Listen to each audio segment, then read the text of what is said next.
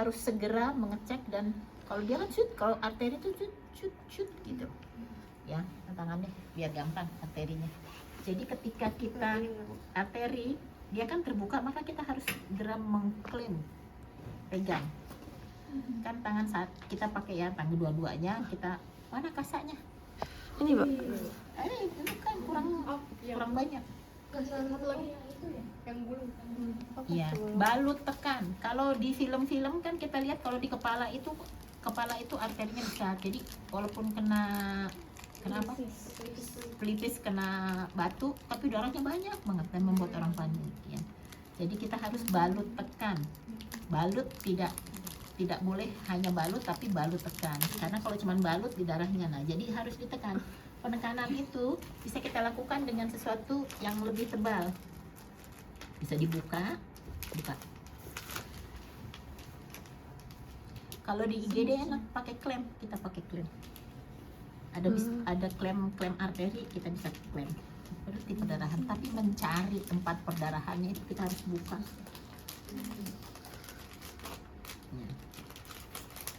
Bisa di sini, kalau ternyata masih rembes aja, kita bisa minta tolong orang tekan yang di arteri atasnya.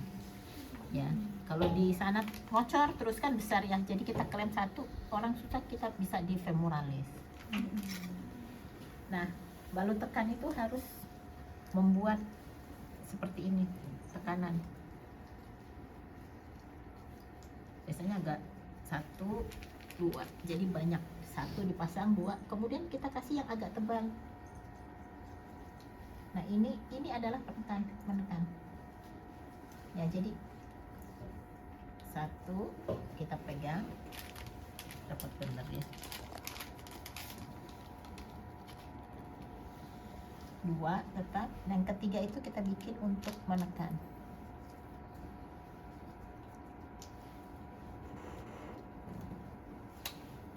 Jadi ini yang menekan, kalau yang ini balut. Yang menekan itu yang memiliki gaya untuk menekan. Jadi ini yang akan membuat penekanan. Ya, ini yang akan buat penekanan. Nah, kemudian kita lakukan obat dengan ya. Jadi kita harus, kalau dia masih rembes, kita tambah lagi, rembes tambah lagi. Tapi ya jangan lupa harus ada penekanan. Bahkan kalau biasanya saya di IGD itu agak besar sedikit. Dilapis lagi. Dilapis lagi. Ya. Jadi ini yang membuat, ini yang membuat penekanan. Kalau yang ini dia hanya membalut, nggak ada gaya tekan, ya kan? Yang gaya tekan adalah yang ini. Ini yang disebut balut tekan. Kalau tangan kita kan tinggal gini, tapi kalau ini, ya, jadi ini pressure-nya yang akan membuat lebih. Gitu, ini balut tekan. Arahnya juga gini ya. Lembek betul. Udah lama ya. Kencang kan? Tapi kita harus, setelah itu kita harus cek pulsasi motorik dan sensorik. Selesai. Iya. Kalau pasiennya sadar, suruh tekan mesinnya, Bu, bantuin tekan mesinnya, Bu. Iya, kayak kita ambil darah, Bu, tekannya, Bu, kan gitu kan. Ini dia balut tekan. Nah, sekarang kita prinsip pembidayaan. Prinsip pembidayaan itu 2 sendi. Dan biasanya kita tuh berdua. 2 sendi, 1 sendi pertama, sendi kedua. Kalau dia patah di sini, jadi harus keluar sini. Ya. Kalau patahnya di sini, maka dia harus sampai di sini. Jadi panjang yang di sininya, sama yang di bawah itu panjang. Kalau di sini kan nggak bisa panjang karena di tengah ya. Jadi gitu. Makanya bawah itu biasanya kita agak panjang. Pastikan cek PMS. Karena di kruris tadi PMS, dorsalis pedis, semua coba cari dorsalis pedisnya. Ada kan? Iya. Nah itu ada arteri, kita rasakan. Ya, kalian harus sering-sering merasakan. Oke, ada pulsasi motorik, gerakin. Bisa. Terasa nggak? lumayan. Nah, kenapa yang ini lebih kita pakai? Karena ini kekuatannya lebih besar. Kalau ini coba setipis gini kan, mesti digulung-gulung baru. Satu panjang, satu pendek. Bukan kayak tadi. Ayo sini. Aku kan.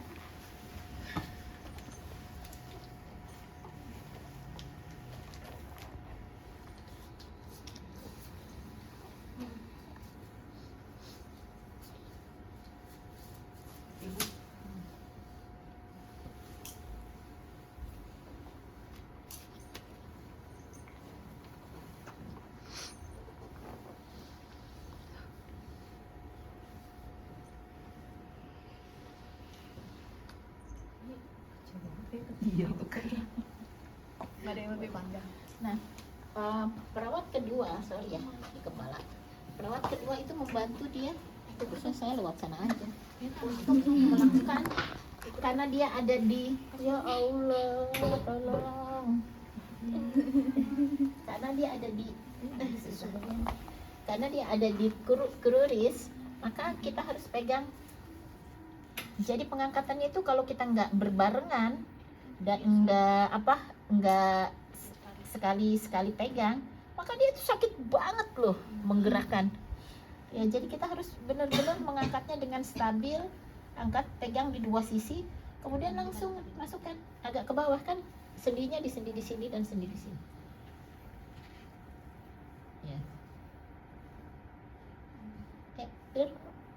Dorong. Nah, kayak beneran ya. Pas ini kesakitan nangis dong. Sakit nasi.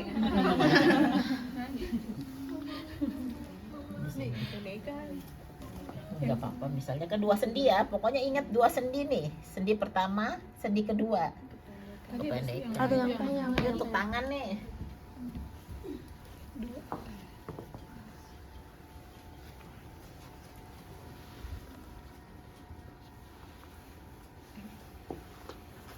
Kompartemen sindrom itu, jadi kalau kita punya otot, kalau kalian beli daging nanti itu di otot itu ada yang plastik, ada yang lapisan mengkilap, itu namanya fascia otot. Nah, ketika otot kena fraktur, maka otot itu akan terluka, kan fraktur kan, ya, tulang merusak jaringan arteri kapiler, tapi tidak keluar karena masih terbungkus oleh fascianya, masih utuh. Maka darah yang mengumpul itu akan menekan, memberikan tekanan kepada otot-otot yang di sekitar itu, sehingga tertekan, artinya arteri tertekan, vena tertekan, semua tertekan, akhirnya tidak bisa jalan ke bawah dan di sekitarnya itu bengkak kencang sekali.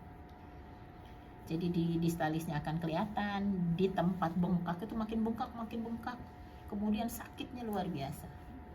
Jadi harus dibuka dan dipotong fascianya, darahnya bisa keluar. Ya, betul. Kecilannya. Udah, ini bidai. Simple tapi sangat menolong. Kenapa menolongnya bidai? Prinsip untuk gangguan di tulang dan di otot apa? Pernah dengar RICE? Apa RICE? RICE. R-nya apa? Rest, diistirahatkan. Ya. Restnya diistirahatkan. Kalau fraktur diistirahatkannya dengan apa? Dengan imobilisasi. Kenapa harus tidak boleh bergerak? Untuk meminimalisir cedera. Iya, kalau dia bergerak, bayangin tuh, udah kan fraktur ya. Ini sekelilingnya otot. Bergerak lagi, tajam kan? Bergerak. Luar biasa, nyeri luar biasa, kerusakan luar biasa.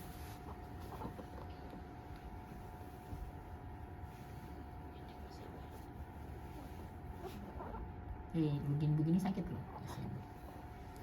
Ya, jadi kita selama melakukan pun harus ada yang memegang.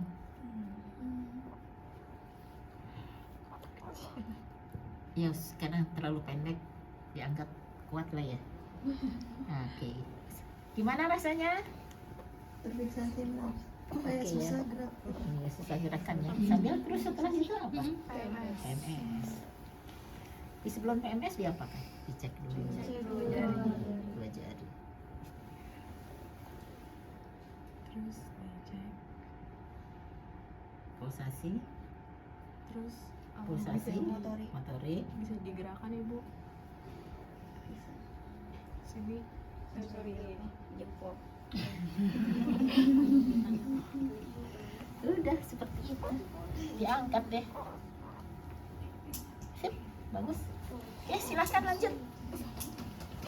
Oh, donat tadi mana? Kita pakainya donat. Jadi jika ada ukuran lagi, jika ada yang punya pulpen atau apa, pulpen. Ini dia gedean. Ketika pegang sini, pura-pura di perutnya kesukaan. Boleh nggak dicabut? Harus difiksasi, fiksasinya gini. Nah, terusnya kecilan, donatnya kegedean. Ya. Jadi ini bisa dibuka, digulung, terusnya dipegang seperti ini. Ya. Terus diplester, ditempel ke sana. Jadi dia harus benar-benar difiksasi supaya nggak bergerak. Kenapa kalau bergerak?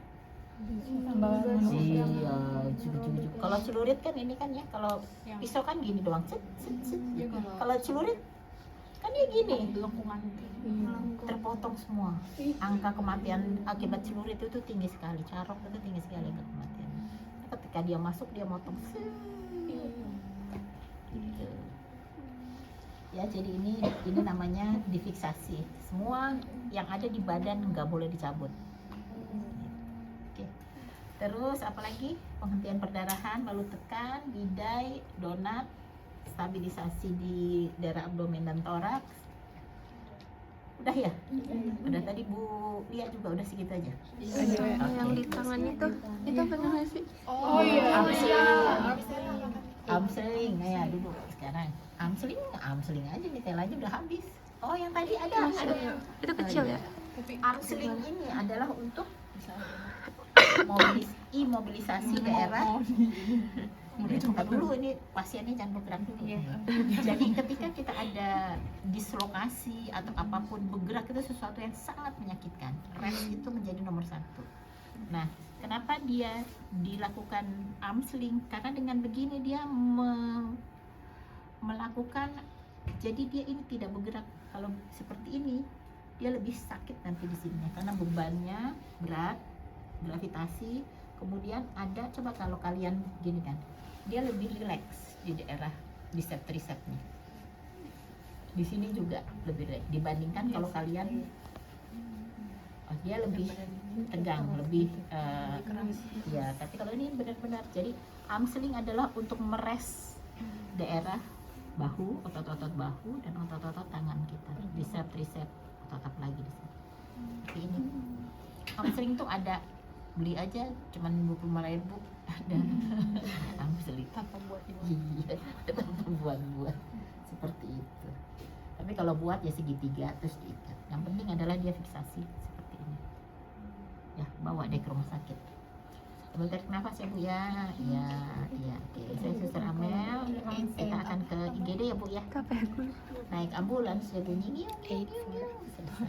Apa bedanya ambulans yang datang ke lokasi kejadian dengan yang ke IGD? Kalau yang dengan mau menjemput, dia rotator lampu dengan sirine itu nyala. Gitu. Dia sesudah diambil pasiennya, dibawa, maka hanya rotator yang bunyi itu akan diberhenti. Karena apa? Supaya orang yang di dalam itu tidak terganggu, tidak cemas dan sebagainya. Tapi jika ada halangan ya pasang lagi tut supaya memberitahu bahwa ada gawat darurat. Seperti itu. Ya. Oke, silahkan coba. Bidai ini akan ada ujiannya kalau nggak salah ya.